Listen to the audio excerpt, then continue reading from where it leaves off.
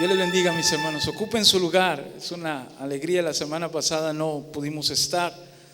Estuvimos cumpliendo unos compromisos en la ciudad de Saltillo, pero gracias a Dios ya estamos de regreso. Amén. Hoy mi corazón se llena por estar aquí, se entristece porque hay muchas bancas vacías.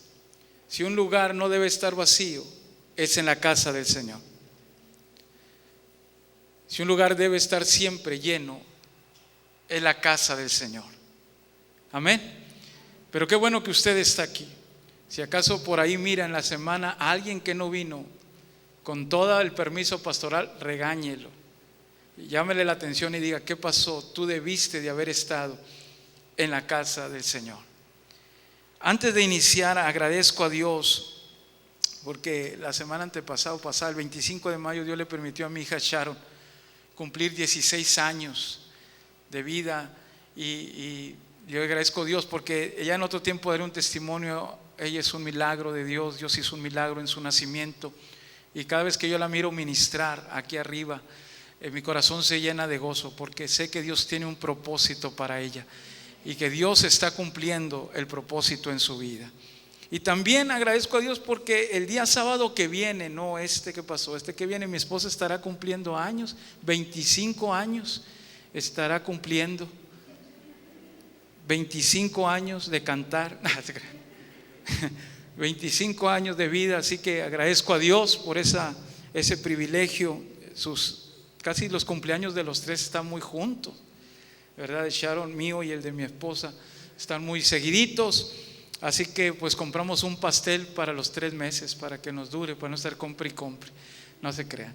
Le damos gracias a Dios. Bienvenidos a todos los que nos visitan, los que están aquí por primera o por segunda vez.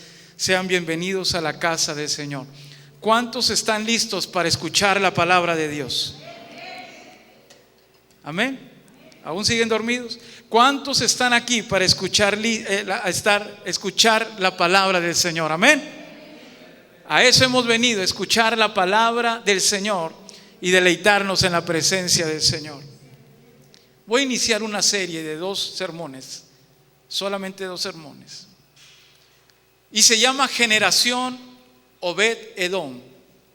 Así se llama mi serie. Generación Obed-Edom.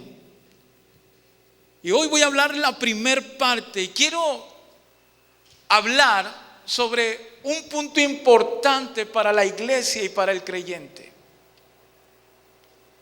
Hay una historia en la Biblia que nos va a dar el inicio para esta serie y para este mensaje. En un momento más vamos a llegar ahí, pero yo voy a empezar por el contexto. Durante el reinado de Saúl, casi yo por lo regular no hablo de historia de la Biblia, pero esta vez lo voy a hacer porque me parece muy interesante la historia, el contexto histórico bíblico para este momento. Durante el reinado de Saúl, del rey Saúl, la presencia de Dios estaba prácticamente olvidada. La presencia de Dios reposaba sobre el arca del pacto.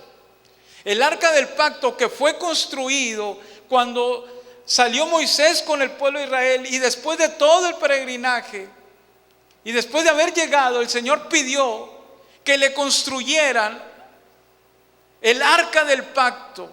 Precisamente era como una especie de símbolo. No es que ahí adentro estuviera Dios, sino era el símbolo de un pacto entre el pueblo de Israel y la presencia de Dios prometida sobre Israel.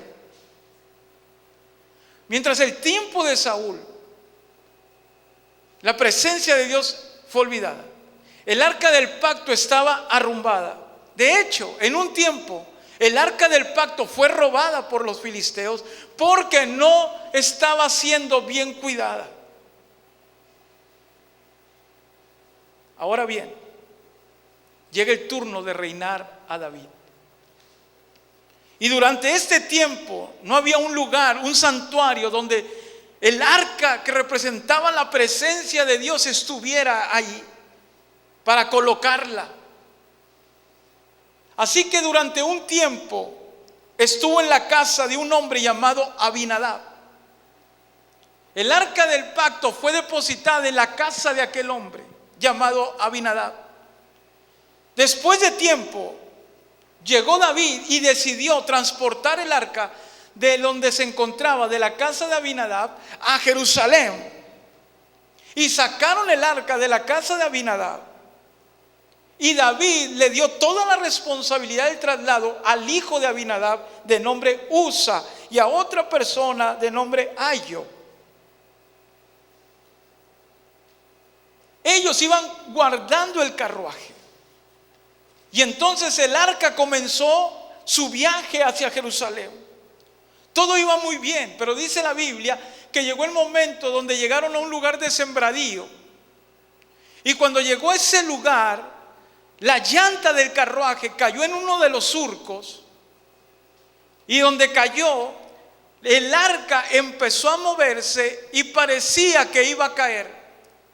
Quien iba como responsable, Usa, pensó que iba a caer y puso la mano sobre el arca para que no se cayera. Todos pensamos que es algo muy noble, que era algo muy loable, algo que tal vez usted y yo diríamos, yo haría, porque ¿cómo se va a caer el arca, la presencia de Dios? Usa hizo algo que parecía correcto, pero para Dios no lo era. Segunda de Samuel, capítulo 6. Ahí está la historia. Pero vamos a enfocarnos en el verso 6 y verso 7 de Segunda de Samuel.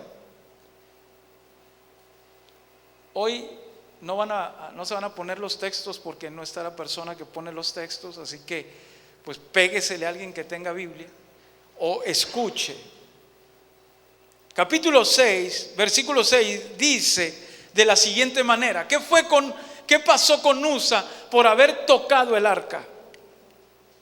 Cuando llegaron a la era de Nacón, Usa extendió su mano al arca de Dios y la sostuvo, porque los bueyes tropezaban.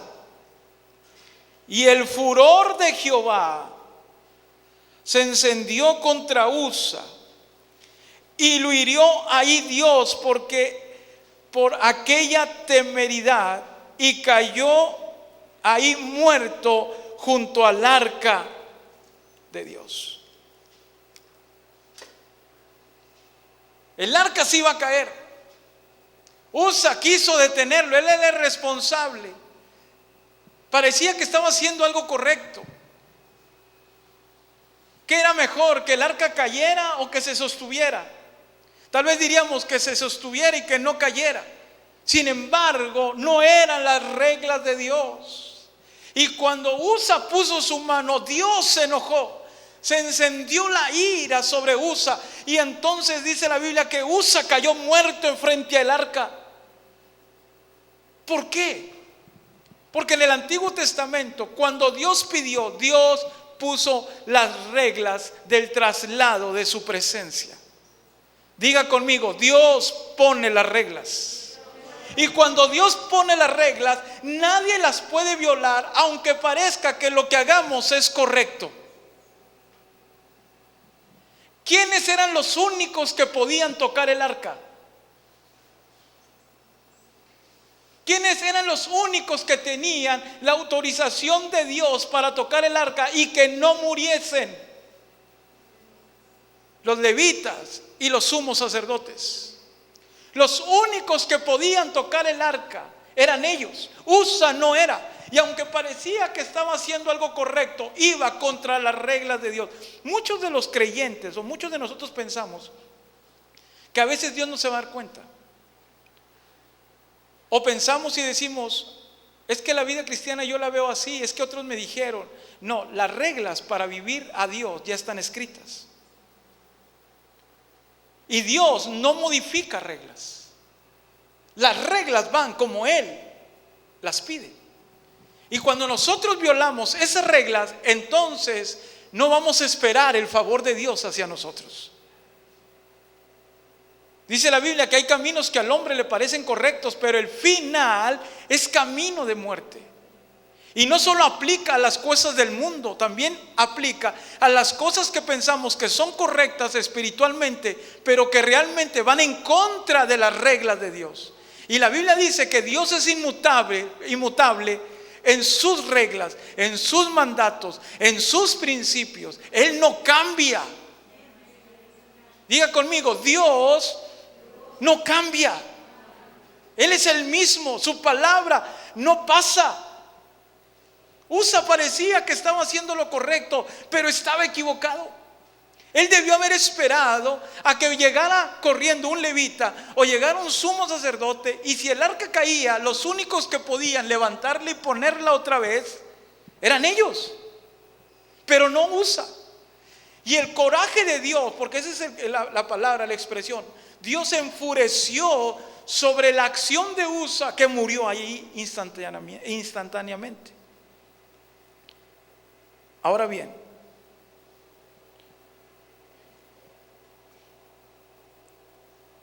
aquí hay algo que me interesa, porque esta situación creó en David un conflicto. Fíjese lo que dice el verso que sigue. Y se entristeció David, verso 8, por haber herido Jehová a Usa, y fue llamado aquel lugar Pérez Usa hasta hoy.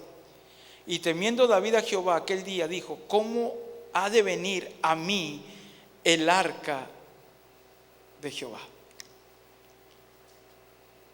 Hubo un conflicto, hubo tristeza mezclado con coraje de David contra Dios, del por qué si iba a hacer algo bueno, por qué se muere.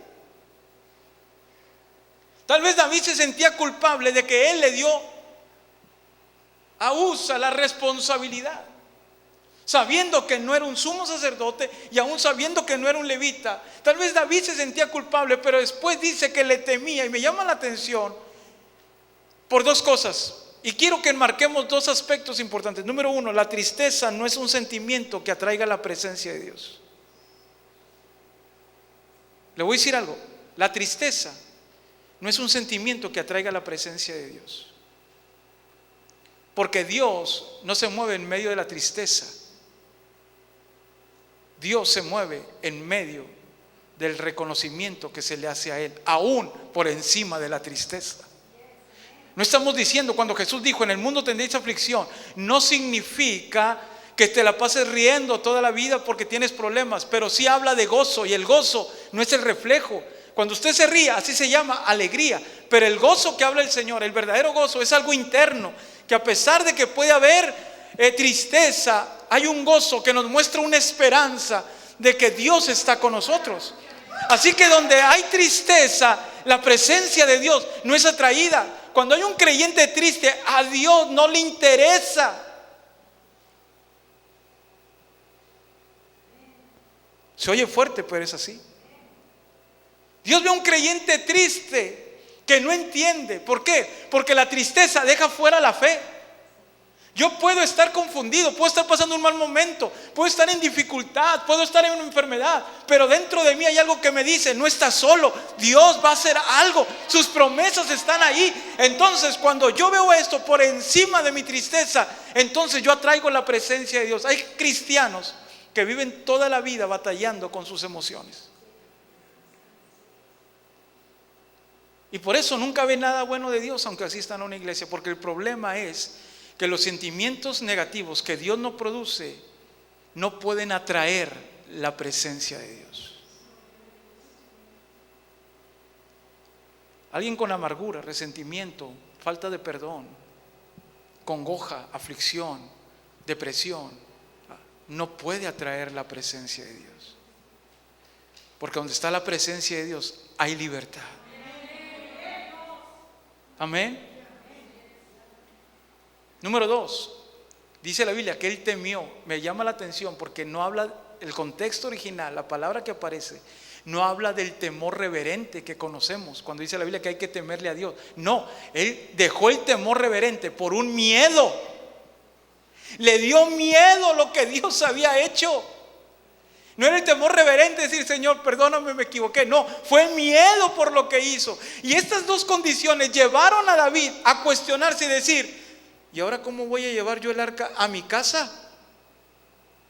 ¿Es capaz de que yo también me muera? Es capaz de que toda mi familia se muera. Porque él, por lo que vio, dejó a un lado lo que realmente importa, la presencia de Dios. David pensó, es imposible que vaya el arca conmigo. Pero había un hombre en toda la congregación que levantó la mano y dijo: si el rey no quiere llevar el arca, yo sí quiero que venga el arca a mi casa. Yo sí me la quiero llevar. Denme permiso de que el arca se vaya a mi casa. Su nombre era Obed-Edom. Hoy Dios busca Obed-Edom. Alguien que levante la mano y diga: yo quiero que la presencia de Dios esté en mi vida. Yo quiero que la presencia de Dios vaya a mi casa. Yo quiero que la presencia de Dios habite ahí. Mucha gente dice: no, yo no quiero nada con Dios porque le da miedo. Pero Dios busca a alguien que diga: yo sí quiero. Y entonces David le dijo: llévensela a Obed-Edom. Dice la Biblia que en la tienda de Obed-Edom duró 3 meses el arca del Señor. Y mire cómo termina diciendo: y Dios bendijo la casa de Obed-Edom, su familia y todo y cuanto tenía. ¡Qué tremendo! Aquel hombre dijo: yo quiero la presencia de Dios. Y cuando esa presencia reposó todo el tiempo en que la presencia de Dios estaba en su casa, la familia de Obed-Edom fue prosperada, fue bendecida.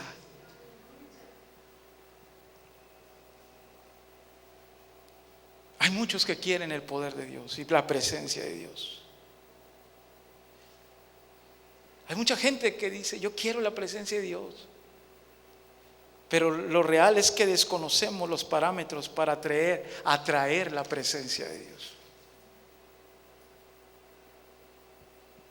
La generación Obed-Edom es la que desea la presencia, pero también hace lo posible porque esto ocurra. No se trata con tener buenas intenciones y: Señor, dame tu presencia. No, no, no. La presencia de Dios debe ser atraída. Diga conmigo: atraída. Y por lo menos encuentro 2 condiciones para atraer. Hoy solo voy a hablar sobre estas 2 condiciones, porque una cosa es atraerla y otra cosa es mantenerla. Son cosas diferentes. Primero voy a hablar de cómo se atrae la presencia de Dios. Y número 2, en 15 días hablaré de cómo se debe cuidar para que permanezca la presencia de Dios, porque también la presencia de Dios se puede ir. No se trata solo de atraerla, se trata de que permanezca. No se trata de que llegue a tu casa o a tu vida. ¿Qué es lo que vamos a hacer tú y yo para que esa presencia jamás se vuelva a ir? Como David dijo: quita todo lo que tengo si quieres, pero no quites de mí tu Santo Espíritu. Moisés le dijo al Señor: yo no voy si tu presencia no va conmigo. La presencia de Dios debe ser el anhelo número 1 de todo Betel. La presencia de Dios debe ser el anhelo de tu corazón, de tu familia. No puede haber otra cosa mejor en este mundo que la presencia de Dios. Tal vez tú digas: pastor, pero es que necesito hacer esto, necesito mis economías, necesito aquello. Dice la Biblia que si buscamos primero, dice la Biblia que Obed-Edom primero pidió la presencia para que fuera, y cuidó esa presencia. Supo cuidarla en casa, supo llevar los lineamientos escritos por Dios para la permanencia de su presencia. Y el resultado fue que Dios abrió los cielos para bendecirlo en todas las cosas. ¿Tú quieres que Dios abra los cielos a tu favor? Primero busca, anhela la presencia de Dios y llévala a tu casa, llévala a tu vida, llévala en tu trabajo, llévala en la escuela, llévala donde te encuentres. 2 cosas para atraer la presencia de Dios. Y es bien tremendo porque muchas veces creemos que es con la oración. Yo ya oré, pastor, y le dije a Dios que viniera la presencia de Dios. No, la oración es parte de hacerla permanecer, pero no para atraerla. Bíblicamente hay 2 cuestionamientos o 2 condiciones. Número 1, cuando alabas y adoras a Dios. Diga conmigo, cuando alabas y adoras a Dios. Lea Apocalipsis, capítulo 6, capítulo 5, capítulo 4.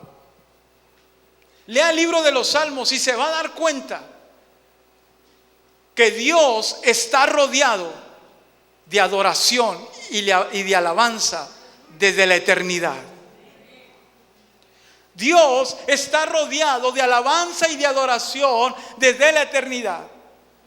Dice la Biblia que los ángeles adoran día y noche y gritan: santo, santo, santo. Apocalipsis revela que los 24 ancianos se postran y adoran en el cielo. La Biblia revela que todos los que ya murieron aquí y ahora están en el cielo están adorando al Padre día y noche. Y dice día y noche porque en el cielo no hay noche. Pero es una manera para poder entender que la adoración en el cielo no cesa. La Biblia dice que la misma naturaleza gime y canta a Dios. Los sonidos que hacen los animales en la tierra están adorando el nombre del Señor. Científicos en el año 2012, los que miran las estrellas, pusieron no solamente telescopios para ver el movimiento interestelar, sino pusieron altavoces o micrófonos altamente sensibles para escuchar. Ellos lo pusieron para ver si los cometas al girar o al pasar pueden emitir sonidos. Y se dieron cuenta que las estrellas emiten sonidos. Y según donde se encuentren, hacen diferentes sonidos que juntaron y parecía una orquesta cantando. Cuando Jesús dijo: si ustedes no hablan, las piedras van a hablar. Porque ve usted una piedra y dice: es algo inamovible, es algo muerto, algo que no tiene vida. ¿Sabían ustedes que se ha descubierto científicamente que las piedras pueden emitir sonidos? Jesús no estaba loco cuando dijo: las piedras van a empezar a hablar. Todo lo que fue creado por Dios, el sonido del mar, las aves, todos adoran el bendito nombre de Jesús. La iglesia no está hecha para ser un bonito aparador de maniquí.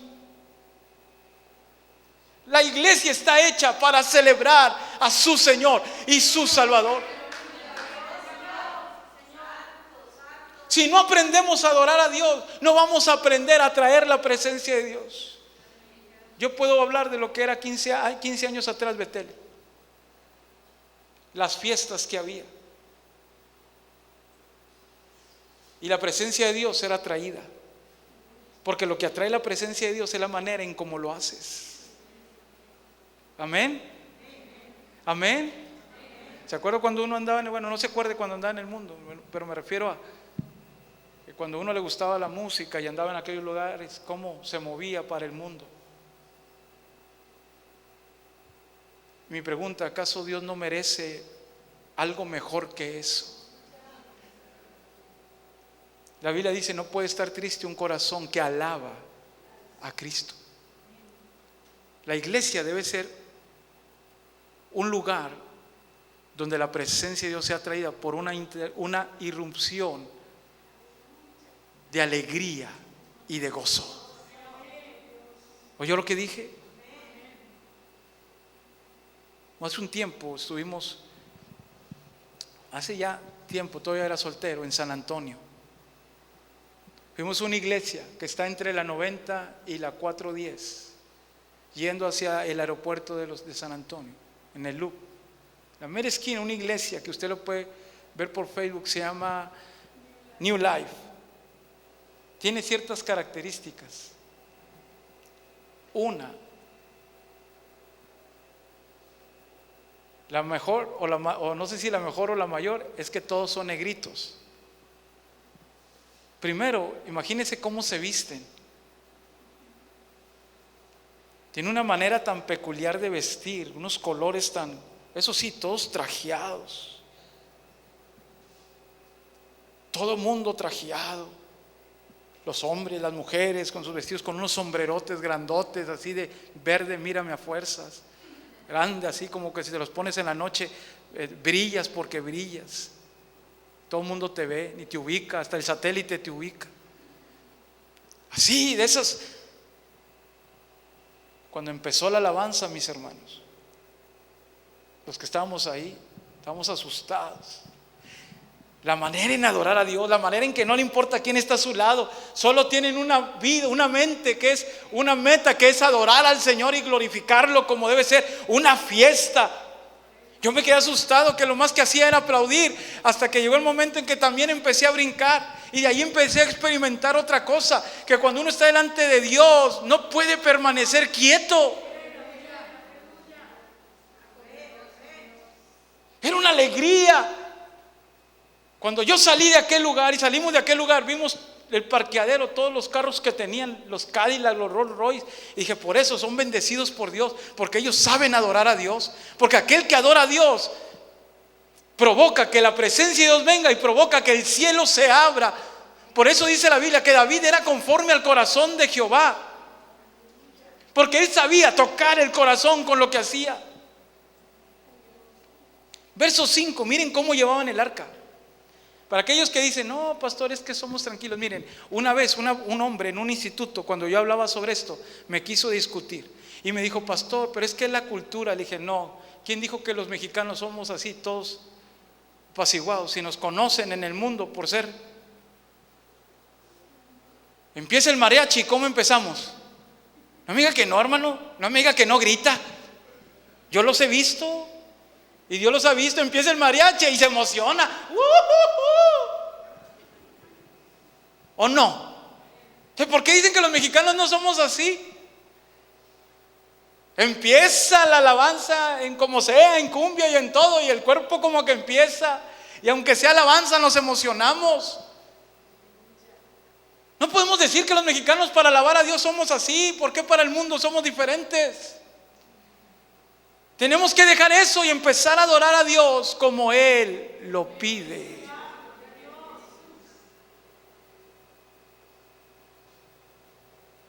Verso 5 dice: y David y toda la casa de Israel, ¿qué hacían? Iban caminando calladitos. ¿Qué hacían? Danzaban delante de Jehová con toda clase de instrumentos de madera, de haya, con arpas, con salterios, con panderos, con flauta y címbalos. ¿Qué iba haciendo el pueblo cuando llevaban el arca, cuando iba a la presencia de Dios? Iban brincando, iban gritando, iban tocando. Nadie puede ir con la presencia de Dios callado. Nadie en este mundo y en este planeta puede pretender tener la presencia de Dios si no tenemos un espíritu libre para adorarlo. No pretendas tener la presencia de Dios ni en tu casa cuando no se oyen alabanzas en tu casa. ¿Cómo quieres que Dios esté ahí si lo que se oyen son quejidos, son lamentos, son pleitos, son gritos?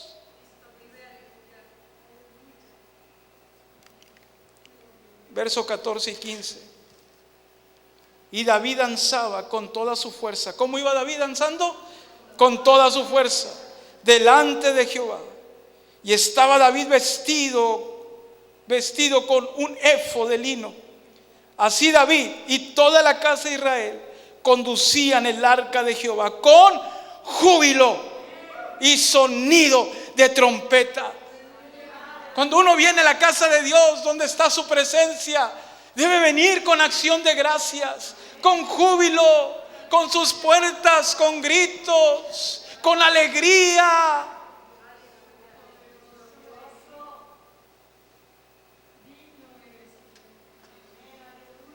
Ahora los del Cruz Azul andan celebrando que después de 23 años ganaron. Se lo tuvieron que regalar el campeonato, pero se lo dieron. Y yo los dejo celebrar porque van a pasar otros 23 años para que vuelvan a ganar. Pero miraba los videos de cómo andaba la gente como loca, grite y grite, los 3, 4 de Piedras Negras que había aquí, grite y grite en la Macroplaza, y grite, todos afónicos y con la camiseta del Cruz Azul, y grite, mete un gol a selección, ¿y cuántos no gritan? Gana su equipo favorito y ahí andan en la macro con las banderas, y grite. Es más, no necesitamos que gane allá, ganan los equipos de aquí, de Piedras Negras, que ganaron un campeonato y pasan cada rato por mi casa. Piti, que son campeones y que grite, haciendo un escándalo y todo el mundo grite, porque celebran algo pasajero. La iglesia debe entender que nosotros no celebramos algo pasajero, que no celebramos a alguien que quedó en la cruz del Calvario, que estamos celebrando al que fue a la cruz para morir por nosotros, y que estamos celebrando con júbilo que no se quedó ahí, que ahora está a la diestra del Padre y que vive por los siglos de los siglos, y que un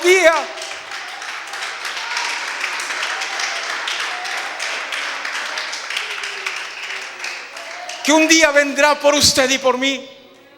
Eso debe ser el único motivo para celebrarlo como Él lo merece. ¿Qué van a decir? No importa lo que digan. David comenzó a danzar y entró danzando al reino, y la esposa Mical estuvo viendo, y mientras David danzaba con ánimo, dice la Biblia que la túnica se le levantó un poco y se le vio el tobillo, y la mujer se enojó y dijo: mira hasta qué bajo ha caído este rey. Y se lo dijo: rey, ¿por qué vienes danzando? Mira, se te vio el tobillo. Y lo empezó a criticar, y David se le quedó viendo y dijo: si por causa de su presencia me tengo que hacer vil, lo seré. Y Dios vio el corazón de David y se enfureció contra la esposa y la dejó estéril. Porque aquí no importa el que dirán. Cuando tú estás frente a la presencia de Dios, eres tú y Él. Y si alguien dice y habla, Dios se encargará, pero yo me debo a Él.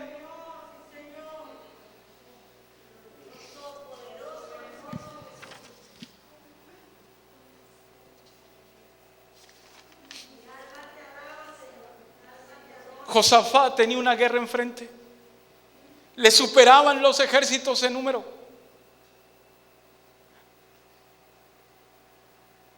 Él se sentía tal vez atemorizado, pero dijo: ¿cómo puedo atraer que la presencia de Dios venga hacia mí? ¿Cómo puedo hacer que el favor de Dios venga a ayudarnos? Y entonces le dijo al pueblo: canten. Y ordenó que todos cantaran, y el cántico era: porque grande es el Señor y para siempre es su misericordia. Las voces de miles de personas empezaron a oírse, y Dios empezó a oír, y la adoración de Josafat de Israel empezó a hacerlo, a traerlo, de manera que Dios se reveló al rey Josafat, y a través de un siervo, de un joven, profetizó y habló al rey y le dijo: rey, no es tu guerra, es la mía. Y dice la Biblia que la presencia bajó y despedazó a los enemigos. Se confundieron. Pablo y Silas estaban golpeados, terriblemente golpeados, amarrados de pies y cabeza.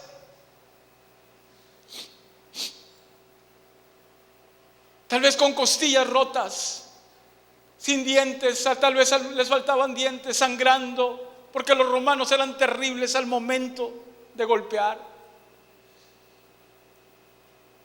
Y tal vez pudieron haber dicho: ¿por qué Dios nos permitió esto? Pero no.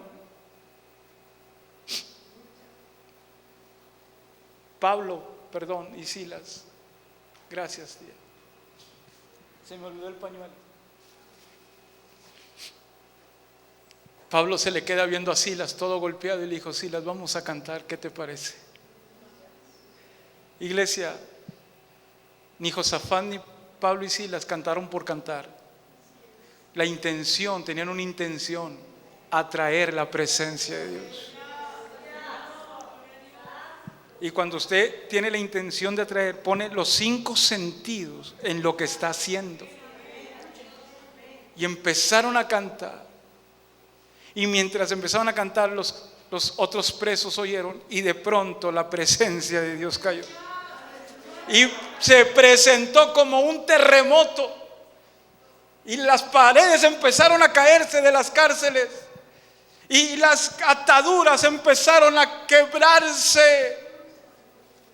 Y no solamente hubo liberación, también hubo salvación de aquel carcelero.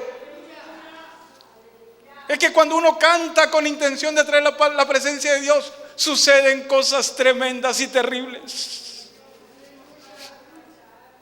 Los ciegos ven, los sordos oyen, los paralíticos se paran, los que están presos en cadenas espirituales son libres. Hay gente que ha sido salva cuando el pueblo de Dios adora. Hay gente que ha sido sana y libre cuando el pueblo tiene la intención de hacer descender del cielo la presencia de Dios. El Salmo 100 nos invita a que cuando vengamos adorando y alabando a Dios. ¿Cuánto tiempo le dedicas para alabar a Dios en tu casa? Si oyen cantos, compra una bocina. Miren los del mundo cómo compran bocinas. Ellos no batallan. La gente que no conoce a Dios se compra unas bocinotas bien grandotas y luego las pone allá afuera para que todo el mundo oiga, escuche. Y están hasta altas horas de la noche. Porque el pueblo de Dios no puede ser tan osado para decir: yo voy a comprar una bocinita y la voy a poner para que el pueblo, ahora para que mis vecinos escuchen, pero una palabra que pueda cambiar su vida. La iglesia tiene que ser, dice la Biblia, tenemos que ser astutos como serpientes. Nosotros tenemos que ser sabios, porque si yo quiero que mi casa sea bendecida y tocada por Dios, tiene que haber adoración en casa. Cuando entramos en el estatus de adoración y alabanza, lo sobrenatural se empieza a agitar. Tal vez tú estás cantando y levantando las manos y derramando lágrimas. Tal vez tú estás conectado aquí en la iglesia, pero si pudiéramos ver con los ojos espirituales, miraríamos cómo lo sobrenatural se mueve de un lado para otro. Cuando empiezas a adorar en casa, cuando empiezas a adorar y alabar a Dios con todo el corazón y empiezas a traer su presencia, los ángeles comienzan a subir y a bajar, a subir y a bajar, a subir y a bajar. Y suben y bajan a tu casa, y van y vienen. Es como una hilada de ángeles subiendo y bajando que tú no miras, pero están bajando para poner y preparar la alfombra roja, porque el Rey de Reyes viene en camino. Los ángeles preparan el lugar, porque ellos saben que cuando tú adoras con el corazón, ellos tienen que venir a preparar el lugar, porque la presencia de Dios ya viene en camino a tu ayuda, porque la presencia de Dios ya viene a tu casa. Cuando adoras y alabas a Dios con toda la intención, los demonios lo saben. Los demonios comienzan a huir. La enfermedad comienza a salir. Las cadenas empiezan a caer, porque ellos mismos saben que Jesús ya viene en camino y que ante Él no pueden hacer absolutamente nada. Tú no sabes el poder que hay en la adoración, lo que es capaz de mover la adoración. No todo viene con oración. Iglesia, no todo es oración. La adoración crea un portal entre el cielo y la tierra, para atraer la poderosa presencia de Dios.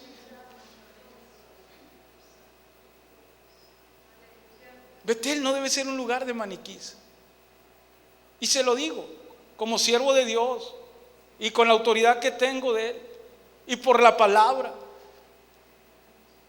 Usted tiene que empezar a despojarse.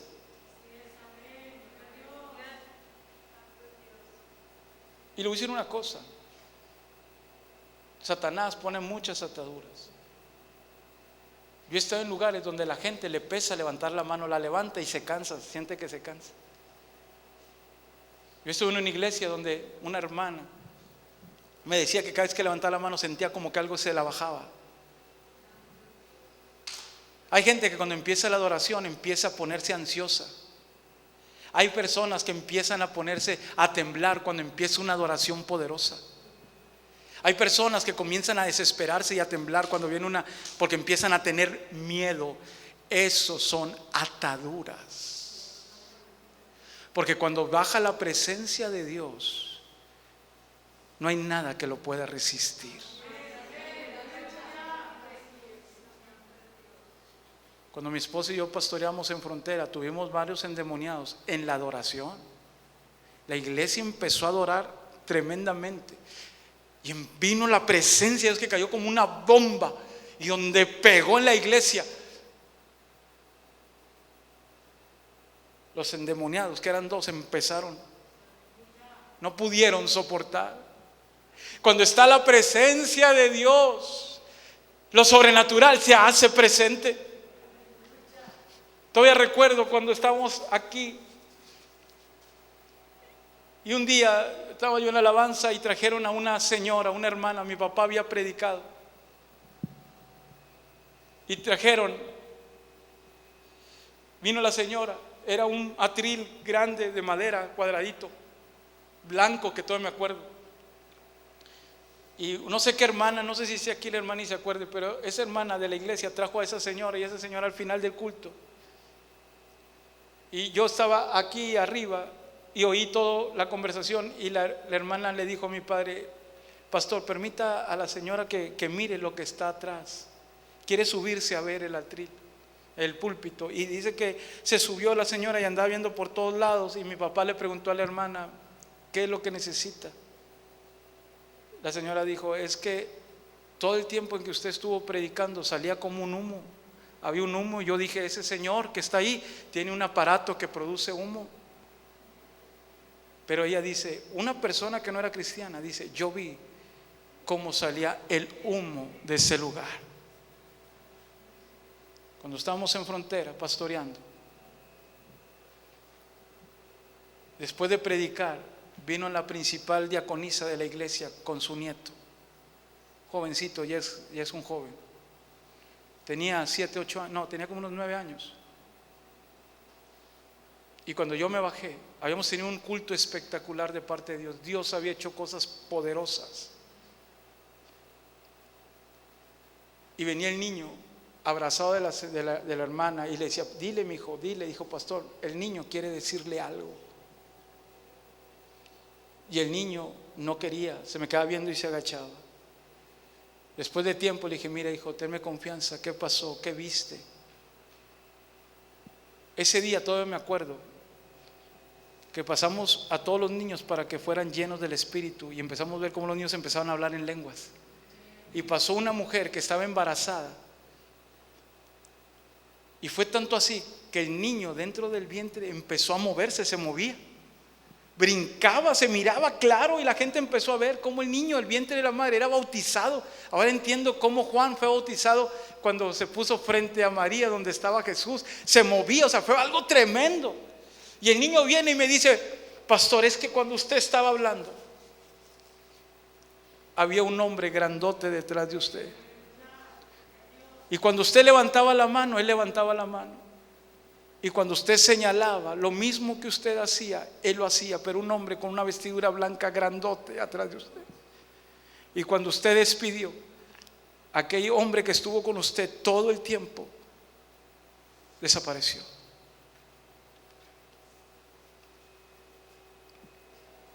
¿Le gustaría ver cosas sobrenaturales? ¿O le da miedo? Si a usted le da miedo a la presencia de Dios, hay un problema. Porque yo anhelo la presencia de Dios. Y nadie me va a decir, ni nadie me va a contar lo que hace la presencia de Dios. Porque desde niño he visto el poder de Dios en acción. Y esa presencia va a regresar.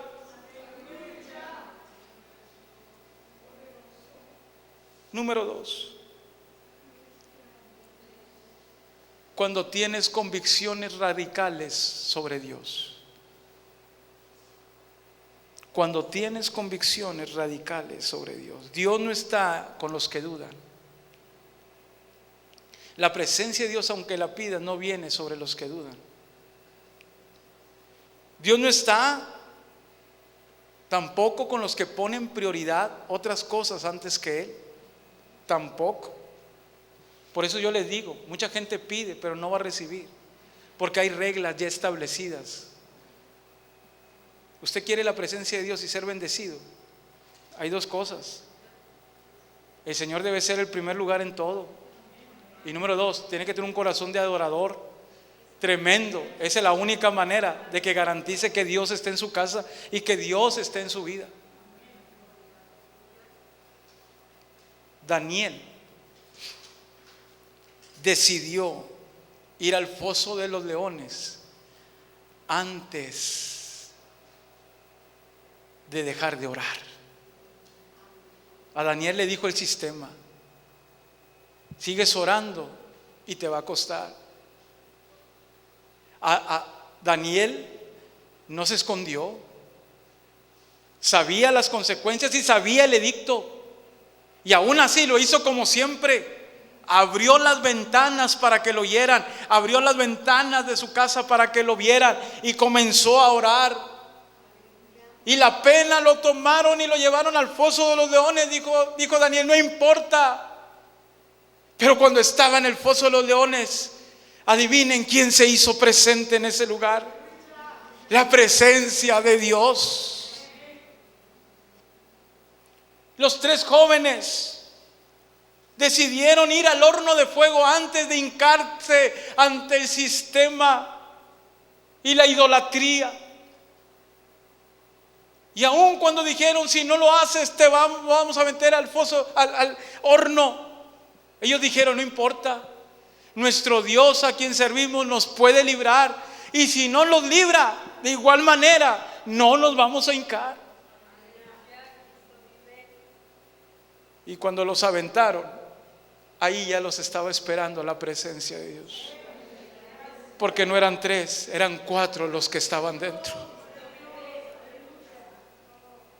José se mantuvo ante la tentación y ante la adversidad. En su exilio como esclavo, se mantuvo fiel a Dios, se mantuvo fiel a lo que había creído y había escuchado. La consecuencia es que cuando usted lee la historia dice: y Dios estaba con él, y Dios estaba con José, y Dios prosperaba a José. La presencia de Dios es atraída cuando usted y yo decidimos ser fiel a Dios. No hay algo que atraiga la presencia de Dios más que un corazón que lo busque, que se mantenga. Eso atrae la presencia de Dios. El arca representaba esa presencia y sigue representando esa presencia para los hebreos, para los judíos. Si alguien, aquí teníamos una réplica.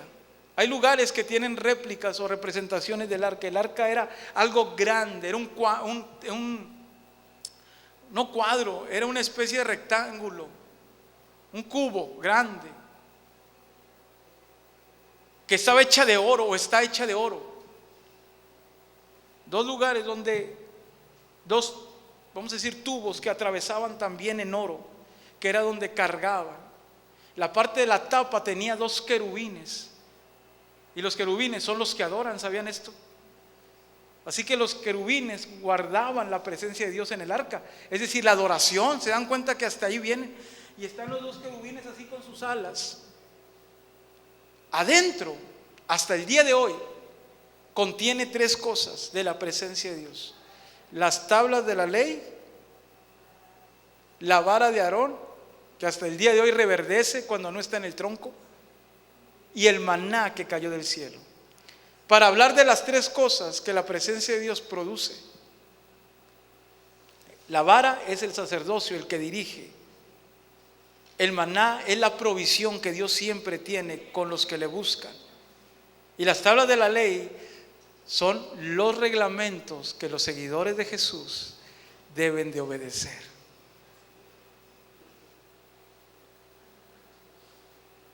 Hasta el día de hoy está. Y hasta el día de hoy saben que nadie puede tocarla. Y alguien dice: pastor, pero cuando se construye el tercer templo, ojo con lo que les voy a decir sobre profecía. Ayer precisamente me preguntaban: pastor, ¿todavía falta algo más por cumplirse? ¿O qué tiene que pasar para que decir ya Cristo viene? Yo le voy a decir una cosa: todas las profecías como señal ya están. ¿Oyó lo que dije? No hay ninguna señal que falte. La única que falta, o más bien digamos así, es cuando se oiga paz y seguridad para Israel, cosa que ya se está trabajando para eso. La paz y la seguridad no es para el mundo, es para Israel. Para el pueblo, para el mundo va a haber guerra, que el anticristo va a aparecer. Amén. ¿Se acuerdan que les dije que Israel ya había sacado su falso Mesías? ¿Se acuerdan? Pues ya se les murió. No les duró mucho, no sé qué les pasó, pero se les murió. Bueno, es que con Dios no nadie puede jugar, ni nada prevalece. Escuche, para que venga el Mesías sobre Israel y la iglesia se vaya, es necesario que Israel edifique el tercer templo. Amén. El primer templo fue el de Salomón, el segundo el que arregló Zorobabel, y el tercero es el que se va a levantar antes de que el Mesías venga. Ya está listo, todo preparado para que el tercer templo empiece a edificarse. No llevará mucho tiempo, es rápido. Solo era el lugar donde debería edificarse, ya lo tienen ubicado. Un lugar sagrado, santo. Para ver ministración en el altar debe haber sumos sacerdotes y debe haber levitas. Ya sabemos que desde 1990 Israel buscó a la genealogía y encontraron a los niños que venían con genealogía de levitas y con genealogía sacerdotal. Y desde el 1990 los empezaron a preparar. De hecho, el muchacho que creían que era su Mesías venía de un linaje sacerdotal. Y de hecho es experto en la Torah, más que todos los que había ahí. Es decir, traía un conocimiento tremendo de la Torah, que es la doctrina judía bíblica. Así que ya están listos los sacerdotes que tomarán el control y los levitas. Ya están listos los trajes que usaban los sumos sacerdotes en los tiempos bíblicos con el Urim y el Tumim. Ya están listos. Una empresa de California fue quien ganó para poder dárselos, diseñárselos. Necesitaban las vacas lazanas para el sacrificio, pero luego después sacaron que la oveja Dolly era la primer clonación, ¿se acuerdan? Después se dieron cuenta que antes que Dolly, Israel ya había clonado clandestinamente un montón de vacas alazanas listas para el sacrificio. Y sabían ustedes que desde hace algún tiempo ya el arca del pacto fue encontrada y saben dónde está, pero saben que no la pueden tomar, no la pueden sacar, porque los únicos que lo pueden hacer son los sacerdotes y los levitas cuando estén listos ya para ministrar en el tercer templo. Es cierto que para los hebreos hay un arca donde reposa la presencia, Pero para usted y para mí, en la gracia, el arca soy yo y es usted. Su cuerpo es templo del Espíritu Santo. Usted es el arca porque la presencia de Dios está dentro de cada uno de nosotros. Vienen tiempos peligrosos. Póngase de pie y voy a terminar.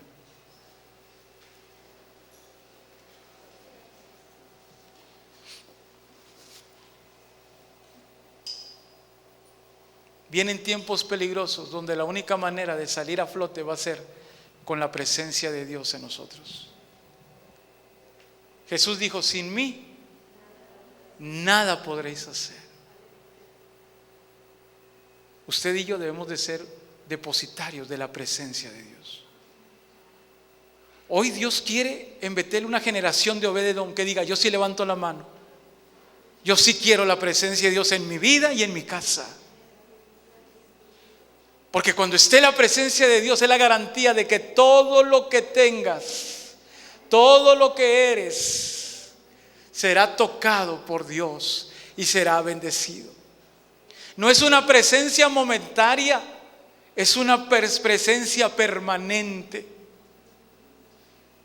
Primero hay que atraerla y después hay que cuidarla. Cierre sus ojos, por favor.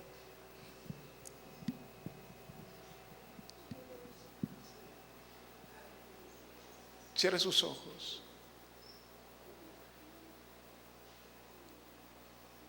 Levante sus manos con libertad. ¿Por qué no empieza a traer la presencia de Dios?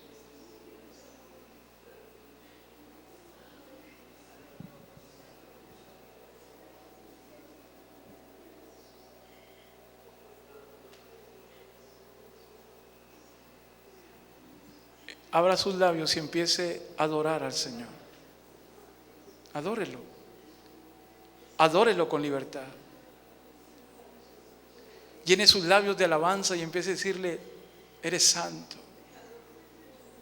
Y hágalo con la intención de atraer su presencia.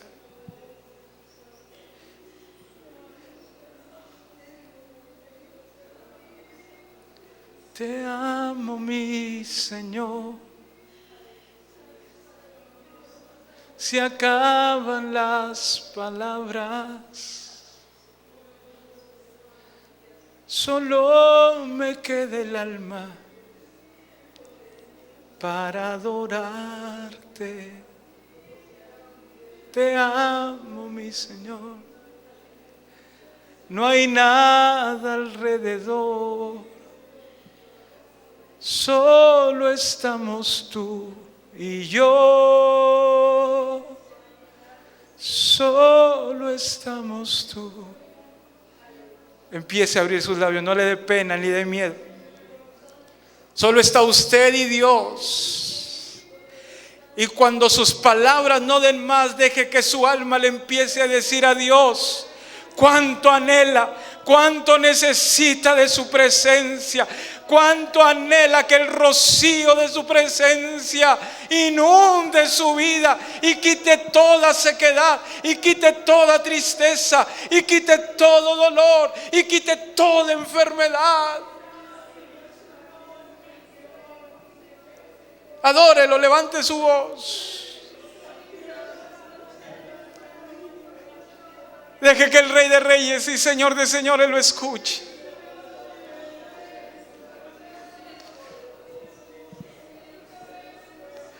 Adore, adore, adore, adore. Este es el tiempo para adorar. Atraiga su presencia, traiga su presencia, traiga su presencia. Te amo, mi Señor. Se acaban las palabras, solo me queda el alma para adorarte. Te amo, mi Señor. No hay nada alrededor, solo estamos tú y yo. Solo estamos tú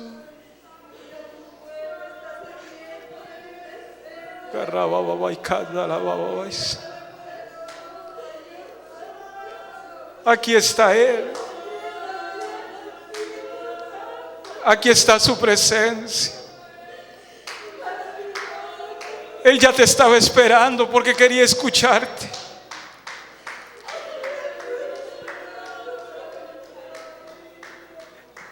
Él estaba esperándote ya antes de que llegaras porque quería tener un encuentro contigo este día.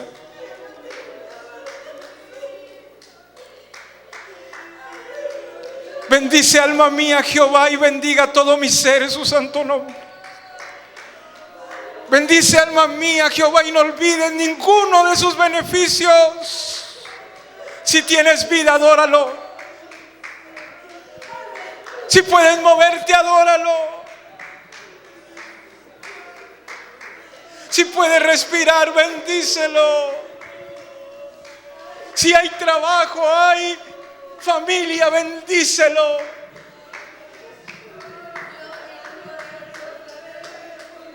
Atraiga su presencia, Betel, atrae su presencia.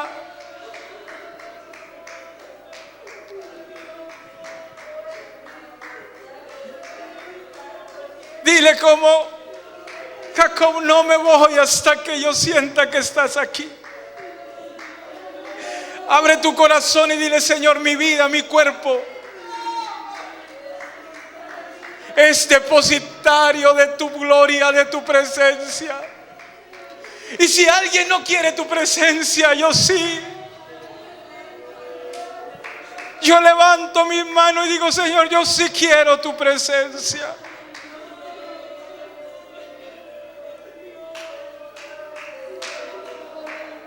Adóralo, porque mientras lo hagas, Dios va a empezar a orar a tu favor. Escucha, tal vez veniste enfermo, tal vez veniste con un problema, tal vez veniste aquí con una necesidad, con una tristeza. Pero mientras el pueblo adora, Dios se encarga. Mientras el pueblo lo exalta, Dios mueve a sus ángeles a tu favor. Mientras tú adores, serás sano. Tu casa, tu familia serán tocados por la presencia de Dios.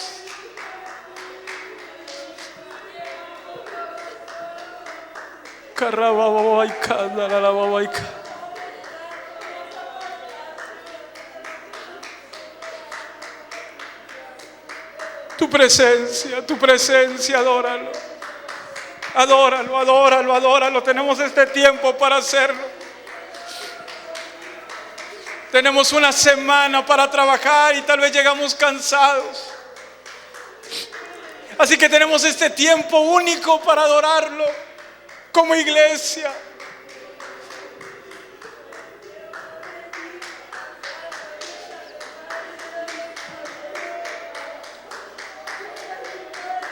Su presencia, su presencia, su presencia, su presencia. Su presencia va a traer paz. Vas a sentir la armonía en tu casa.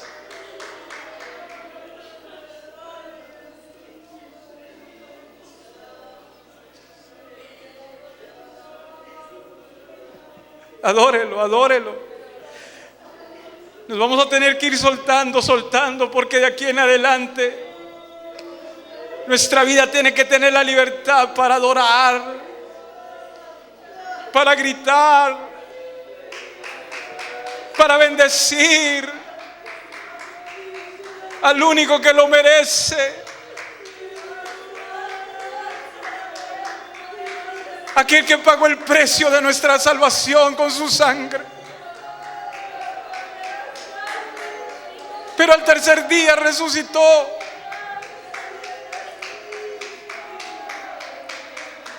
A quien los ángeles, arcángeles, serafines y querubines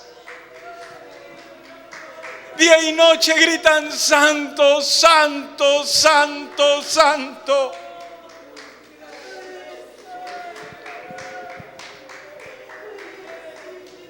Que tu presencia venga. Queremos atraer tu presencia, Señor. En el nombre de Jesús. Cuando esté en su casa, cántele, adórelo. Cuando se siente enfermo, cántele, adórelo. Cuando le den una mala noticia, cántele, adórelo y glorifíquelo. Que Él se va a encargar.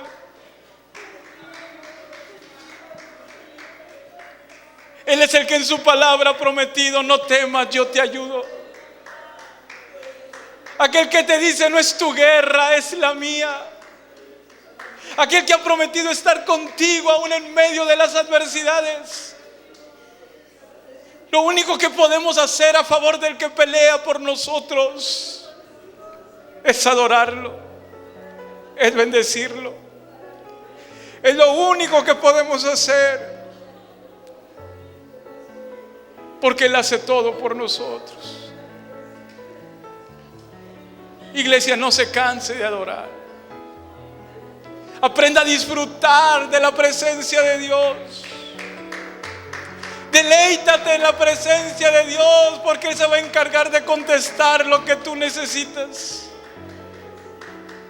En el nombre de Cristo Jesús, te adoramos, Señor.